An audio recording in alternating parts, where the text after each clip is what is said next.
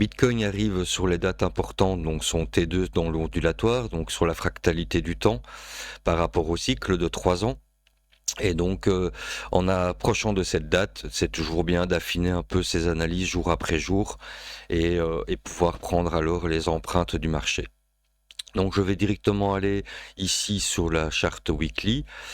Et donc, on avait vu donc cette vague déjà qu'on suit déjà depuis pas mal d'analyses maintenant, qui avait commencé donc en fin novembre 2022 et donc par la fractalité du temps et du prix, on avait donc autour de cette date du 24 du 11 dont on devait prêter fortement attention. Donc on avait vu déjà depuis pas mal d'analyses que le prix s'écartait des lignes de force de la E. Donc ça, on avait vu déjà depuis un petit temps maintenant, et qu'il fallait donc analyser le ralentissement en daily pour avoir un petit peu les structures, les sous-structures et le timing de sortie et quelles sont les structures qui suivaient en daily pour nous donner un peu d'indication par rapport au mouvement prochain. Donc, pour l'instant, on voit bien que il a bien marqué un top fort ici, donc en weekly. Et on avait vu qu'il avait déjà touché une première target de retracement à 101 510. Donc c'est la D en fait de toute la structure en ABC ici. Donc selon les méthodes originales de Soda, on a des vagues de retracement de la D par rapport à une théorie d'objectif que le prix a effectué dans l'ABC.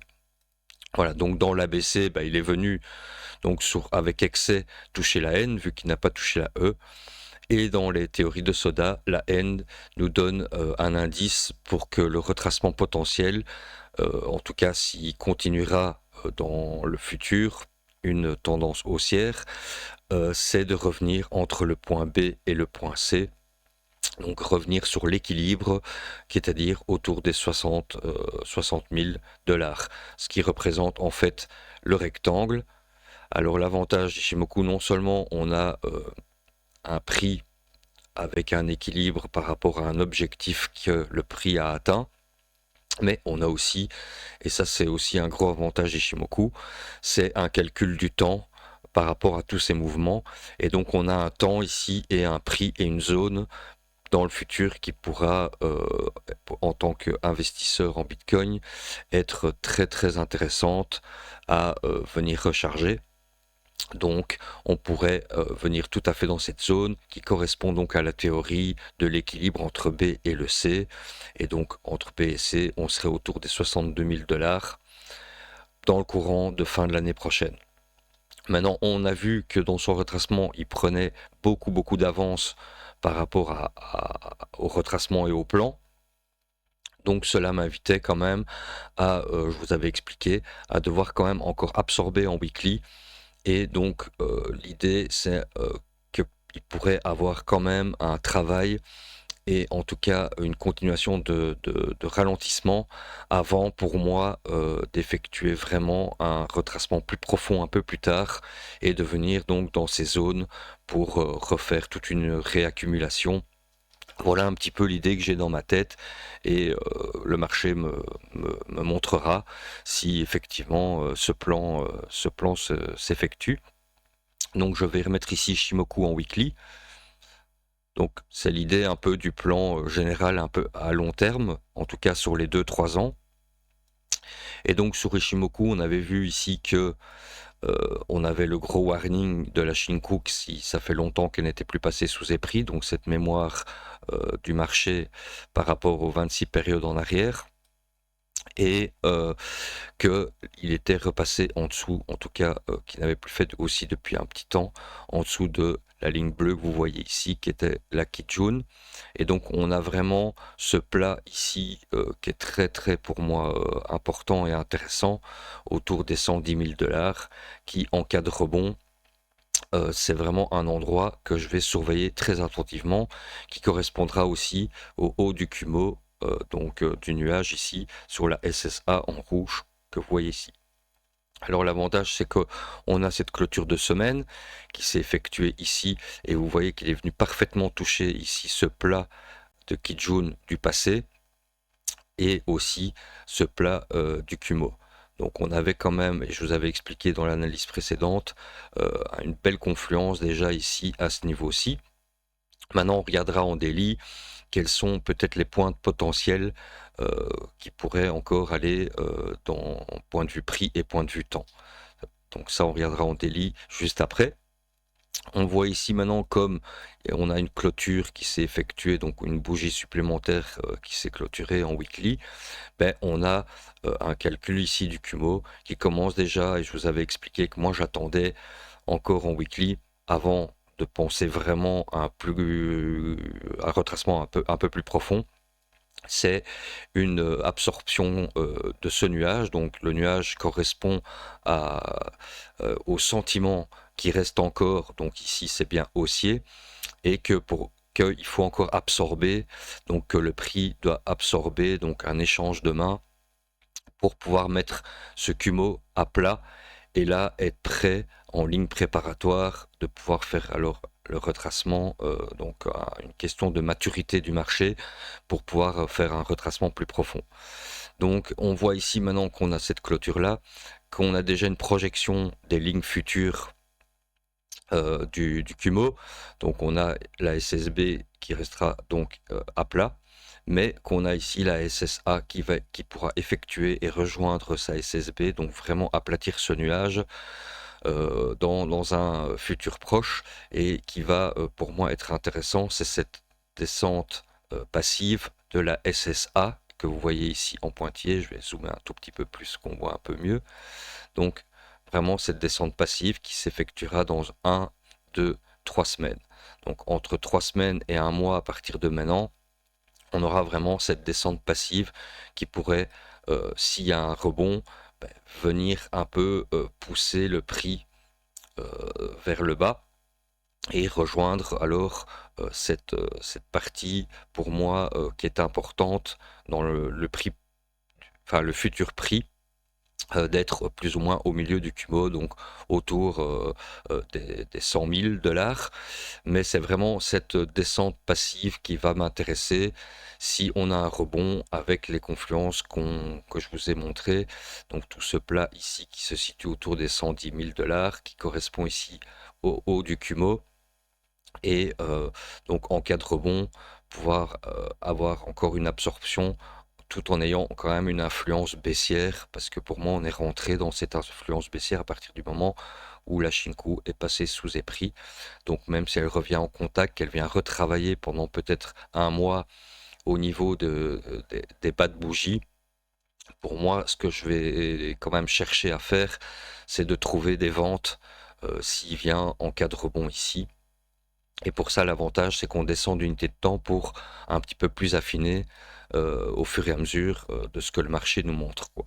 Donc voilà déjà pas mal de choses et d'indices en weekly qui m'intéressent, donc le plan général que j'ai en tête et un petit peu les lignes, ce qu'elles me montrent et à quoi je dois faire attention dans les semaines qui vont arriver, donc surtout avec cette absorption du Kumo qui va s'effectuer.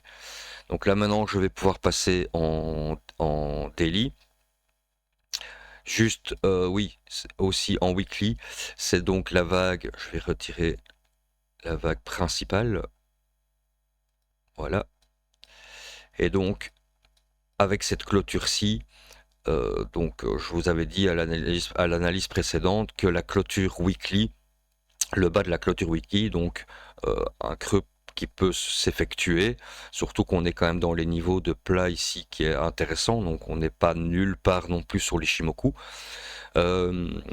Voilà, la potentielle vague antithèse de retracement et qui nous conduit de nouveau à ces endroits sensibles autour donc des 110 000, 111 000 $.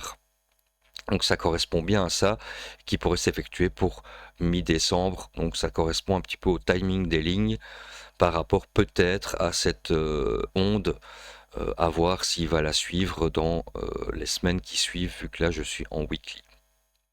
Donc ça c'est quand même intéressant d'avoir un petit peu tout ce plan de prix, de temps, et ce que Ishimoku nous montre aussi par rapport aux lignes, hein.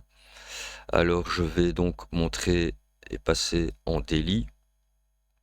Je vais fermer la vague weekly pour l'instant, comme elle est trop récente, c'est pas encore hyper pertinent. Donc ici en daily, c'était la vague que je vous avais montré à l'analyse précédente que je suivais, vu qu'il y avait une continuation baissière. Donc j'étais ici en ABC, on a eu le temps et un prix, il a continué, il a refait un point bas, donc je déplace mon onde pour pouvoir être proche du mouvement ici en daily et de pouvoir avoir le prix qui suit mes lignes de force euh, par rapport aux objectifs et aussi à la fractalité du temps. Donc on voit, je vous avais dit qu'on avait jusqu'au mercredi 19 novembre pour moi avoir toujours une possibilité de venir toucher autour des 90 000, 89 000 dollars. Donc personnellement, en voyant déjà le contexte weekly, l'idée de mon plan, et ce n'est que mon avis, mais je pense pouvoir peut-être en intraday capturer un rebond, un potentiel rebond qui pourrait nous conduire pour moi autour de ces fameux 110 000 dollars. Et pour ça, bah, voilà, c'est un risk management où pour moi on peut lisser un prix déjà plus ou moins peut-être voir un peu cet après-midi ce qui va se passer à l'ouverture américaine et pouvoir lisser le prix jusque ces targets-là et de pouvoir capturer peut-être ce rebond. Mais pour moi, ce ne serait qu'un simple rebond, hein. Donc là, on est vraiment sur du trading pur, d'intraday. Mais voilà, pour un investisseur, je pense que la zone des 60-65 000 dollars pour un horizon de 3 ans peut pour moi être plus intéressante pour en cas d'investissement. Donc voilà, on délie ce que je suis, donc j'attends quand même ce T2 de mercredi. Je vais quand même observer en intraday l'ouverture US et ce qui va se passer un peu cet après-midi, parce qu'il y a encore des répliques baissières qui doivent encore arriver, en plus petite unité de temps en tout cas. Et voir un petit peu, donc ici la Shinku, on pourrait avoir une respiration si elle reprend sa synchronisation par rapport aux forces des mouvements et des prix. Donc voilà pourquoi ce serait pour moi intéressant de peut-être lisser un peu son prix si l'objectif c'est d'aller revenir sur toucher et retester les 110 111 000 dollars, donc c'est-à-dire en daily ce haut de Kumo, mais qu'on voit bien ce Kumo en daily on voit le sentiment qui est fortement baissier. Donc vraiment, en cas de rebond, pour moi, de toute façon, il y aurait encore des retracements et des retests clairement s'il y a un bas qui s'effectue soit aujourd'hui ou voire mercredi. Voilà un petit peu mon plan, en tout cas de la semaine. Et donc ce fameux mercredi, voir un petit peu s'il vient dans ce FVG daily avec ces targets ici Shimoku, la V et la N. Donc pour mercredi, voilà un petit peu l'objectif. Alors je vais regarder. Pour l'instant en H4, j'ai pas encore vraiment. Je vais fermer ça. Pardon. Voilà, j'ai pas besoin de celle-ci. Je vais basculer en H4. Voilà, pour l'instant, je suis un petit peu les mouvements en H4. Ici, j'avais pris ce ABC, il était revenu faire une continuation, donc j'ai déplacé mon onde. Et on voit ici qu'il ne suit pas trop cette onde-là et qu'il a plutôt effectué maintenant un rebond. Donc je pense, moi je suis dans l'optique qu'aujourd'hui on pourrait avoir cet après-midi en 40 minutes peut-être d'observer un petit peu si le creux ici pourrait tenir autour des 92 900 qui pour moi pourrait déjà être intéressant à tenir. Donc je vous avais déjà expliqué qu'on pouvait alors effectivement venir capter les derniers mouvements, je l'ai déjà fait, faire un test vendeur ici à 96 404 et voir un petit peu, vous voyez j'ai déjà mis ici la réplique baissière qu'il pourrait avoir par rapport aux lignes. Et donc voilà, je pense que ici vers fin de cette journée-ci, voir s'il suit cette réplique baissière qui pourrait arriver, ou si au contraire, il revient faire un test vendeur tout en maintenant cette moitié, en tout cas ce haut ici, et d'absorption, pour pouvoir alors aller plus haut. Voilà un petit peu moi ce que je vais observer cet après-midi. Et j'ai déjà mis un petit peu ici le money management pour faire, je pense qu'il y avait un 2R autour jusqu'aux les 110 000 $. Je vais remettre ça. Ouais, un 2,39 qui pourrait être intéressant en cas de rebond avec mon stop loss autour des 88 000 $. Voilà un petit peu mes objectifs, donc long terme, moyen terme et court terme sur Bitcoin. Voilà, je vous souhaite une bonne journée, on se revoit cette semaine.